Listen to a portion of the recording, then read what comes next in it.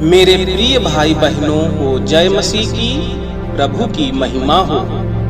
मैं आपका अपना एडी भाई आज आया हूँ एक नए संदेश के साथ। निर्दयी सेवक का दृष्टांत। मत्ती की किताब 18 अध्याय 21 से 35 वचन में पढ़ सकते हैं।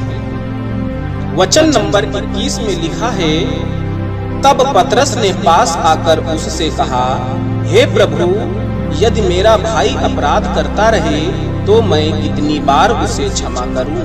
क्या 7 बार तक? मेरे प्रिय भाई बहनों, एक बार की बात है कि प्रभु यीशु मसीह एक स्थान पर अपने चेलों के साथ बैठकर वार्तालाप कर रहे थे और वहीं प्रभु का एक दास पतरस, उसके मन में कुछ विचार उत्पन्न हो रहे थे और उन बातों का उत्तर प्राप्त करने के लिए उठकर प्रभु के पास गया और कहा, हे प्रभु, यदि मेरा भाई अपराध करता रहे तो मैं कितनी बार उसे क्षमा करूं? क्या 7 बार तक? इसी बात को पतरस प्रभु से पूछ रहा है। तो आगे प्रभु यीशु क्या जवाब देते हैं? वचन नंबर 22 में लिखा है, यीशु ने उससे कहा, मैं तुझसे यह नहीं कहता कि 7 बार तक, वरन 7 बार के 70 गुने तक। मेरे प्रिय भाई बहनों, यहाँ पर प्रभु यीशु पतरस से कह रहे हैं कि यदि तेरा कोई भी भाई बंधु, अड़ोसी पड़ोसी, नाते रिश्तेदार से कोई भी गलती अपराध हो जाता है या बार बार होता रहता है, तो मैं तुझसे ये नहीं कहता कि तू उसे 7 बार तक ही उसे क्षमा करना, वरन मैं कहता हूँ 7 बार के 70 गुने तक। परंतु जब जब तेरा भाई गलती करे और जितनी बार गलती करे तब तब उसे क्षमा करना है। वचन नंबर 23 में लिखा है, इसलिए स्वर्ग का राज्य उस राजा के समान है जिसने अपने दासों से लेखा लेना चाहा। मेरे प्रिय भाई बहनों, यहाँ पर प्रभु यीशु अपने चेलों को एक दृष्टांत के माध्यम से समझा रहे हैं और कह रहे हैं कि स्वर्ग का राज्य उस राजा के समान है जिसने अपने दासों से लेखा लेना चाहा।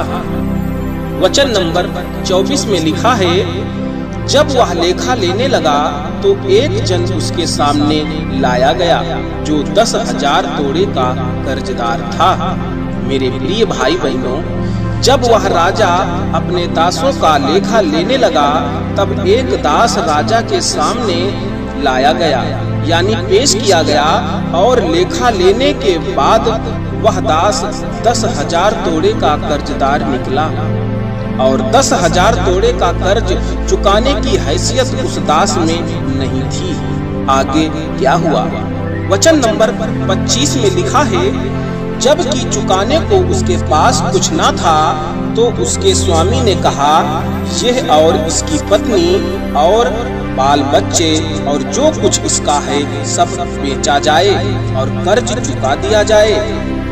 मेरे प्रिय भाई बहनों, वचन बताता है कि उस दास के पास 10,000 तोड़े का कर्ज चुकाने के लिए कुछ भी धन संपत्ति नहीं थी।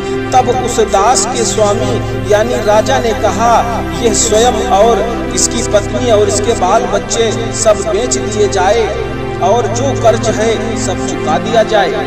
परमेश्वर के प्रियो, यहाँ वह दास और उसके बीवी बच्चे सब बिकने की कगार पर आ गए हैं।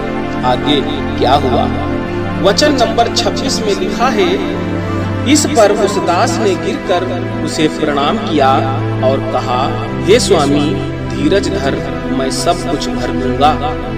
मेरे प्रिय भाई बहनों, यहाँ पर उस दास ने जब जाना कि अब राजा हमारे बीवी बच्चों को भी बेच देगा, तब वह दास बड़ी दीनता और नम्रता के साथ में राजा के चरणों में गिरा और प्रणाम किया और कहने लगा, हे स्वामी, धीरज धर, मेरे बीवी बच्चों को मत बेच, मैं सब कुछ भर दूंगा। हे स्वामी, मेरे बाल बच्चों पर तरस खा। हे स्वामी, मैं तुझसे दया की भीख मांगता हूँ। आगे क्या हुआ? वचन नंबर 27 में लिखा है, तब उस दास के स्वामी ने तरस खाकर उसे छोड़ दिया और उसका कर्ज भी क्षमा कर दिया। मेरे प्रिय भाई बहनों, यहाँ पर उस राजा ने जब उस दास की मासूमियत को देखा तब राजा को तरस आ गया और उस दास को छोड़ दिया और जितना उसका कर्ज था वो भी राजा ने माफ कर दिया और उस दास के बीवी बच्चे बिकने से बच गए। मेरे प्रियो, आगे क्या हुआ? वचन नंबर 28 में लिखा है, परंतु जब वह दास बाहर निकला तो उसके संगी दासों में से एक उसको मिला जो उसके 100 दिनार का कर्जदार था। उसने उसे पकड़कर उसका गला घोंटा और कहा, जो कुछ तुझ पर कर्ज है भर दे। परमेश्वर के प्रियो, यहाँ पर ध्यान दीजिएगा, जब उस दास का कर्ज राजा ने माफ कर दिया और उसके बीवी बच्चे भी बिकने से बच गए, तब यही दास राजा के पास से चला गया और रास्ते में बहुत आनंदित और बहुत खुश मिजाज से और घमंड से चढ़ा हुआ जा रहा है। और उसी रास्ते पर इसके संगी दासों में एक इसको मिला और अब इस दास का 100 दिनार का कर्ज उस संगी दास पर था और इस दास ने उस संगी दास को पकड़कर उसका गला घोंटा और कहा, जो कुछ तुझ पर मेरा कर्ज है भर दे। आगे क्या हुआ? वचन नंबर 29 में लिखा है, इस पर उसका संगी दास गिरकर उससे विनती करने लगा, धीरज धर, मैं सब कुछ भर दूंगा। मेरे प्रिय भाई बहनों, यहाँ पर उस दास जिसका कर्ज राजा ने क्षमा कर दिया था, अब इसका संगी दास अब इसके पैरों पर गिरकर विनती करने लगा और कह रहा है, धीरज धर, कुछ समय की मोहलत और दे दे, मैं सब कुछ भर दूंगा। आगे क्या हुआ जानने के लिए वचन नंबर 30 में लिखा है, उसने ना माना परंतु जाकर उसे बंदी गृह में डाल दिया कि जब तक कर्ज भर ना दे तब तक वहीं रहे। मेरे प्रिय भाई बहनों, वह संगी दास की कोई भी बात उसने ना मानी और उसके मन में किसी भी प्रकार की दया भावना नहीं आई और ले जाकर उस संगी दास को बंदी गृह में डाल दिया और कहा, जब तक यह कर्ज भर ना दे तब तक यहीं रहे। और वह बेचारा संगी दास दुख पीड़ा में पड़ा हुआ बंदी गृह में समय काट रहा है। वचन नंबर 31 में लिखा है, उसके संगी दास यह जो हुआ था देखकर बहुत उदास हुए और जाकर अपने स्वामी को बुरा हाल बता दिया। मेरे प्रिय भाई बहनों, उस संगी दास के कुछ साथी समूह के लोगों ने जब इस दृश्य घटना को देखा तो बहुत उदास हुए और उनको बहुत बुरा लगा और तुरंत जाकर उसी राजा को पूरा हाल बताया। फिर आगे क्या होता है? वचन नंबर 32 में लिखा है, तब उसके स्वामी ने उसको बुलाकर उससे कहा, हे दुष्ट दास, तूने जो मुझसे विनती की तो मैंने तेरा वह पूरा कर क्षमा कर दिया।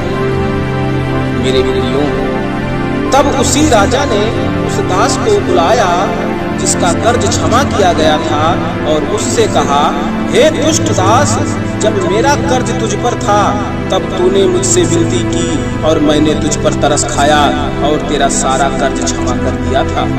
आगे क्या हुआ? वचन नंबर 33 में लिखा है, इसलिए जैसे मैंने तुझ पर दया की वैसे ही क्या तुझे भी अपने संगी दास पर दया करना नहीं चाहिए था? परमेश्वर के प्रियो, वह राजा उस दास से कह रहा है कि जिस प्रकार मैंने तुझ पर दया की, क्या इसी प्रकार तुझको अपने साथी पर दया करना नहीं चाहिए था? जब तूने मुझसे विनती की तब मैंने तुझ पर दया की और जब तेरे साथी ने तुझसे विनती की तो तुझको दया क्यों नहीं आई? तूने क्यों नहीं उस पर तरस खाया? फिर आगे क्या हुआ?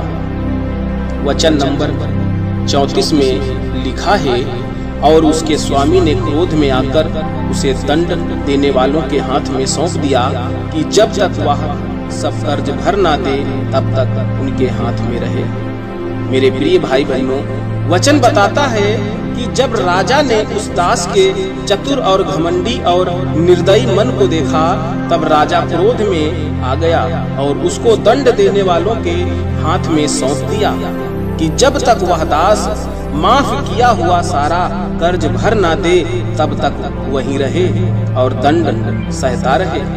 मेरे प्रियों, उस दास पर फिर से आफत आ गई और ये आफत उसके कर्मों के कारण आई। उस दास पर मुसीबत आने का कारण उसका घमंडी और निर्दयी और कठोर हृदय था।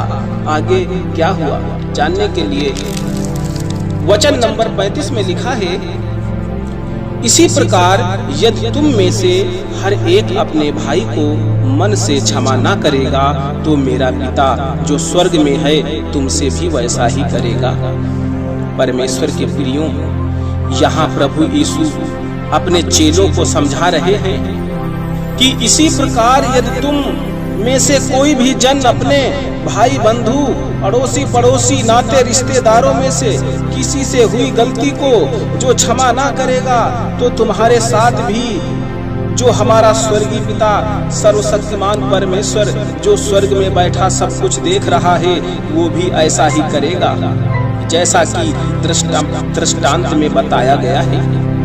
मेरे प्रिय भाई बहनों, हमें विश्वास है कि आप लोग इस दृष्टांत को अवश्य समझे होंगे। प्रभु आप सभी दर्शकों को बहुतायत की आशीष दे। आमीन आमीन।